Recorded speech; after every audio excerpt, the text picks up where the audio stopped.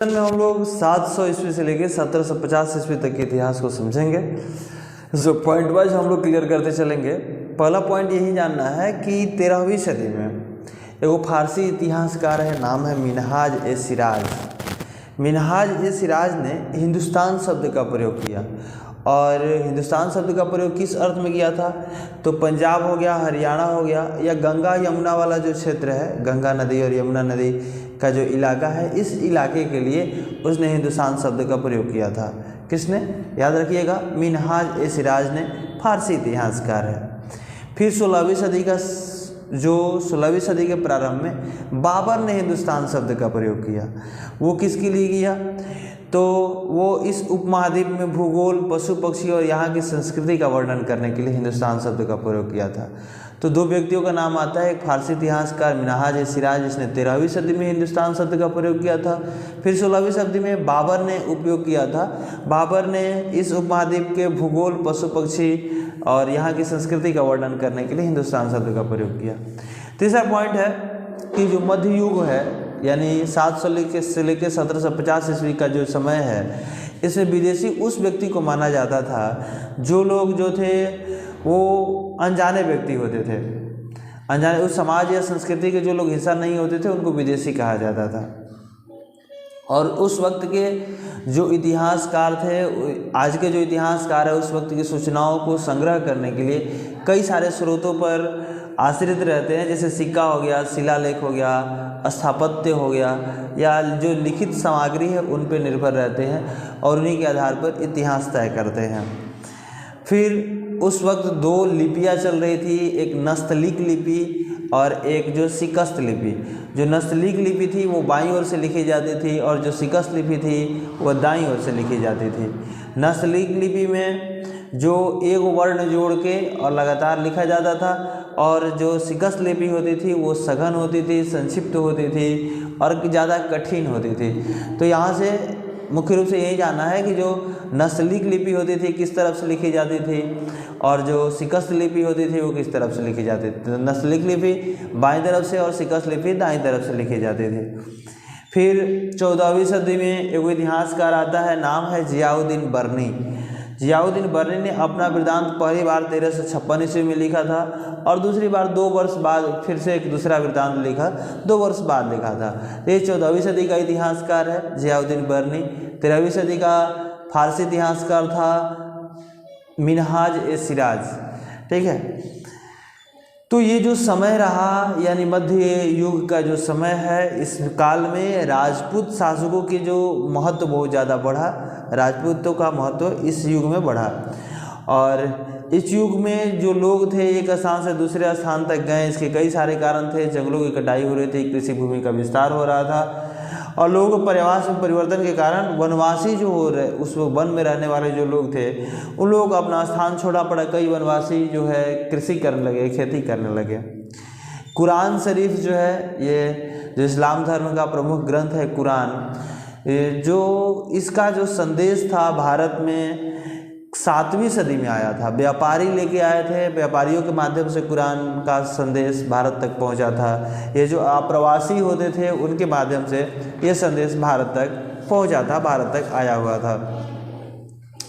इसमें जो मुसलमान हैं, मुसलमान 2 प्रकार के, शिया मुसलमान और सुन्नी मुसलमान। शिया उन समुदायों को कहा गया जो लोग ये मानते थे कि जो इस्लाम पे मुख्य जो कब्जा होना चाहिए अली का होना चाहिए। अली मोहम्मद साहब के जो दामाद के नाम था।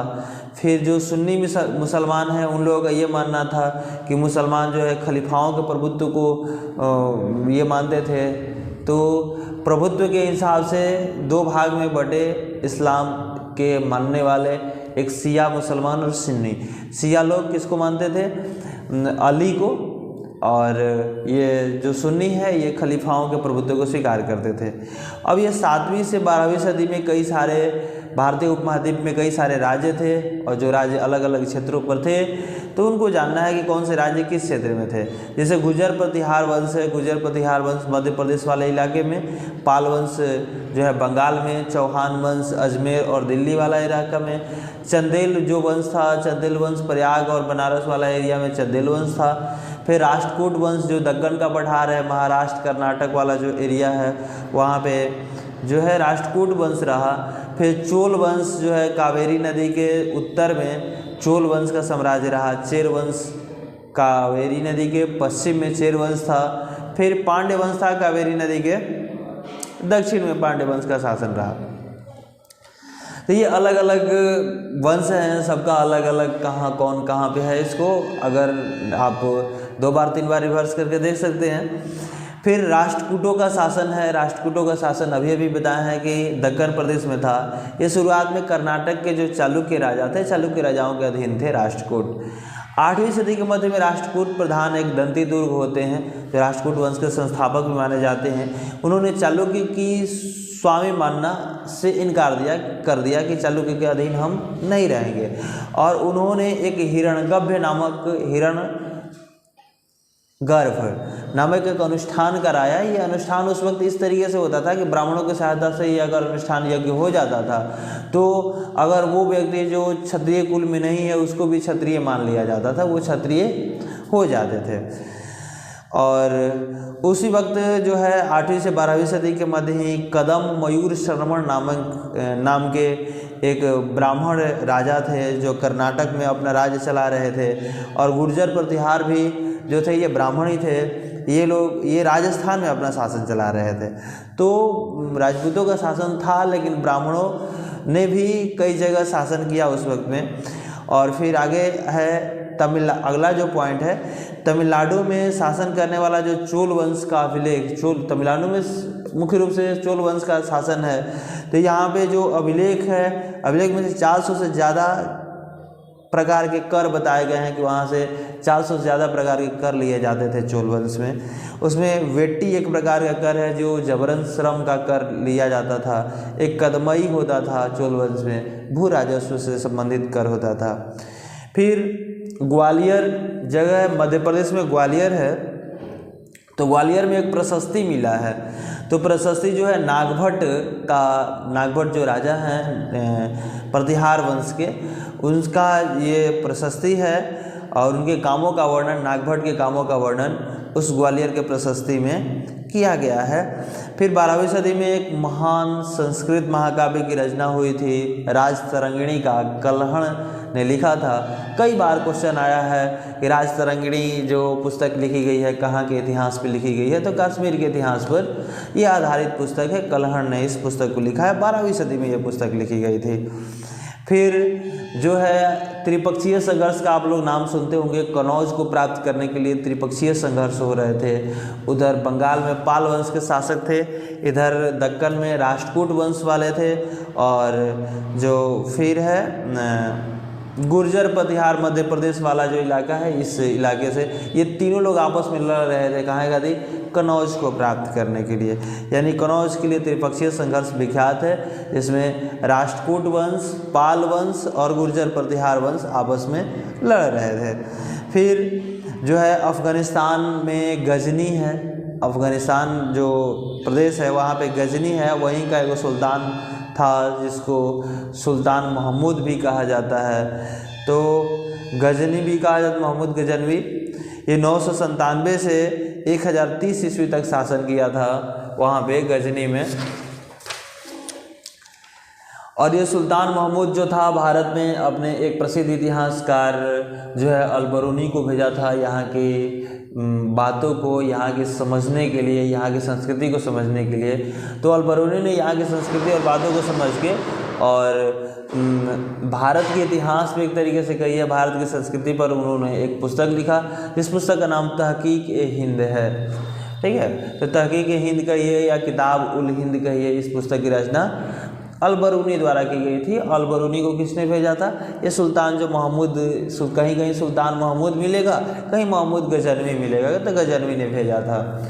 फिर जो है चौहान वंश के जो राजा थे दिल्ली और अजमेर के आसपास के क्षेत्र पर शासन करते थे, जो चौहान वंश वाले थे, उन्होंने पश्चिम और पूर्व के नियंत्रण क्षेत्र का विस्तार करना चाहा। पश्चिम में भी विस्तार करना चाहा, पूर्व में भी विस्तार करना चाहा।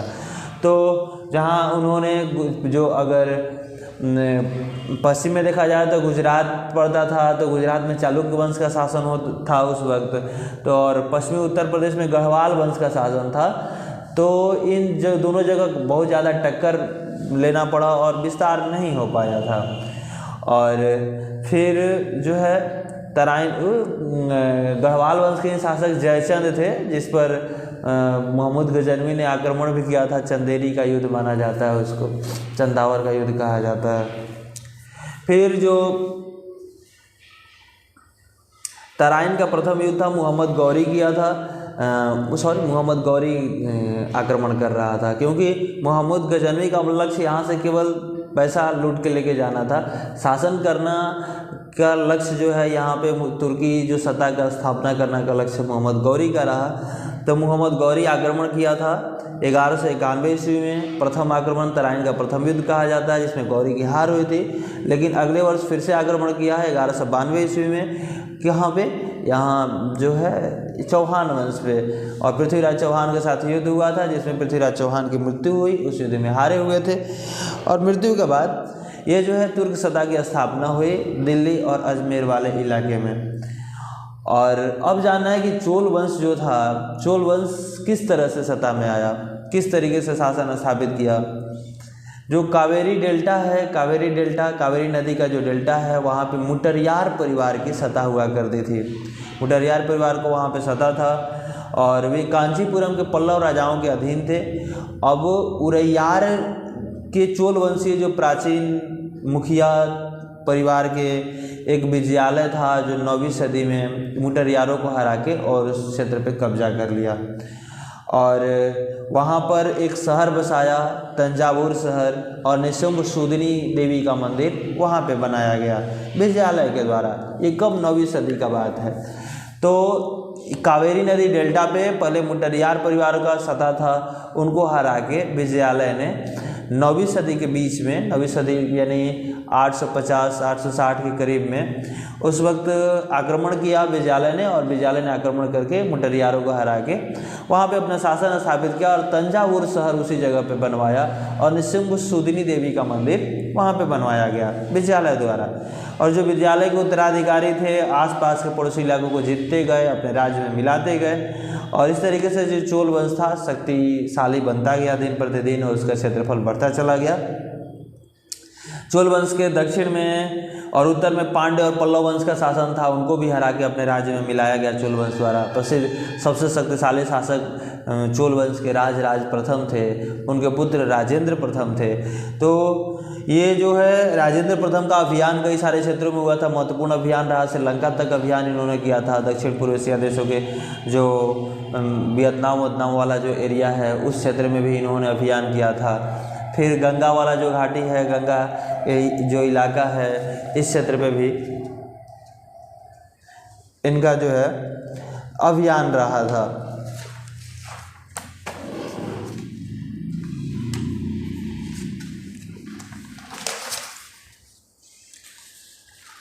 अब तंजावुर जो शहर है, ये विजयालय द्वारा बनवाया गया। गंगईकोंड चोलपुरम के मंदिर चोल शासक राजराज प्रथम, राजेंद्र प्रथम द्वारा बनवाए गए।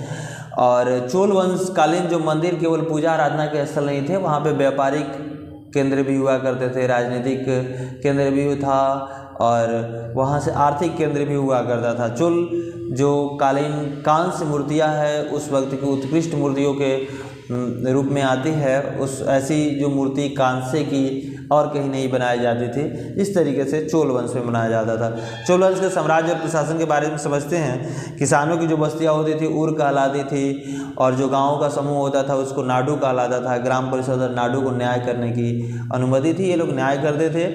और एक मुवेंद वेलन होता था, 3 राज्यों की अपनी सेवा देने वाला जो किसान होता था उसको मुवेंद वेलन कहा जाता था। एक अरैयार होता था, प्रधान को अरैयार कहा जाता था।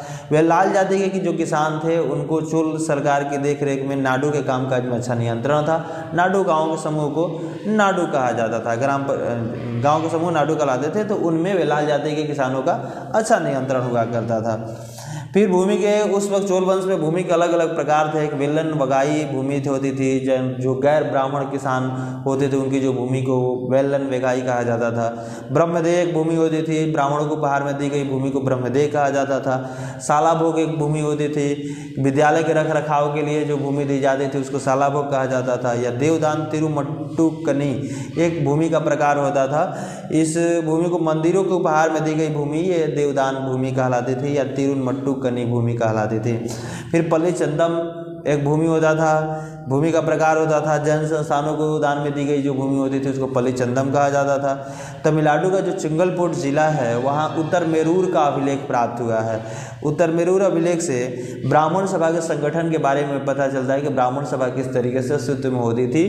तो ब्राह्मण सभा के लिए कई सारे शर्तें थी। ब्राह्मण सभा का जो सदस्यता प्राप्त करने के लिए ऐसा भूस्वामी जहाँ से भू राजस्व वसूला जाता हो वही सदस्य हो सकता है, अपना उसका घर होना चाहिए, उसका उम्र 35 से 70 वर्ष के बीच होना चाहिए, वेदों का ज्ञान होना चाहिए, प्रशासनिक मामलों की अच्छी जानकारी होनी चाहिए। ऐसे व्यक्ति को ही जो है ब्राह्मण सभा का सदस्य बनाया जाता था। और ये चोल वंश के बारे में जानकारी हुई। अगला जो है फिर हम लोग दिल्ली के सुल्तान मुगल वंश के बारे में आगे जो है आगे हम लोग पढ़ेंगे।